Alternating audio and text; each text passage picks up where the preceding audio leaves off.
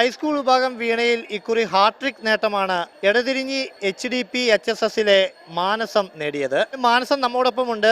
എങ്ങനെയുണ്ടായിരുന്നു പ്രകടനം? എത്ര പേര് മത്സരിക്കാനുണ്ടായിരുന്നു? മത്സരിക്കാൻ 4 പേരുണ്ടായിരുന്നു. കോമ്പറ്റീഷൻ എന്ന് പറയുമ്പോൾ എനിക്ക് വലിയ ടെൻഷനൊന്നും ഉണ്ടായിരുന്നില്ല. പക്ഷെ ഇപ്രാവശ്യം കിട്ടണമെന്ന് ഭയങ്കര എന്താ പറയുക, എല്ലാവരും ഇങ്ങനെ നോക്കിയിരിക്കായിരുന്നു, ഫസ്റ്റ് കിട്ടോ.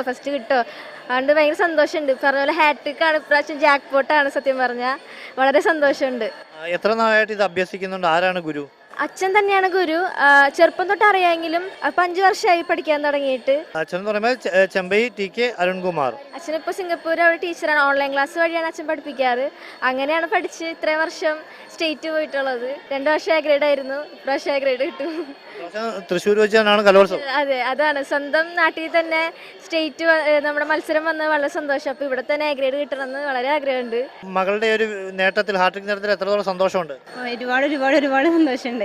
പഠിപ്പിച്ച് ഇങ്ങനെ ആക്കിയെന്ന്. അയ്യോ, അച്ഛനുണ്ട് ലൈനില്. ഏട്ടാ, അച്ഛനും തത്സമയം ചേരുകയാണ് മകളുടെ ഈ ഒരു ഹാട്രിക് നേട്ടത്തിലുള്ള സന്തോഷം. സംസ്ഥാന തലത്തിൽ ഇതുവരെ മാറ്ററിയിച്ചപ്പോഴൊക്കെ എ ഗ്രേഡ് നേടി ജില്ലയ്ക്ക് അഭിമാന നേട്ടവും തന്നിട്ടുണ്ട് മാനസ. എന്തായാലും ഇക്കുറിയും ശുഭപ്രതീക്ഷയിലാണ്. ക്യാമറമാൻ ആഷിഖ് വേലൂരിനൊപ്പം അഭിജിത്ത് തലച്ചറ, TCV.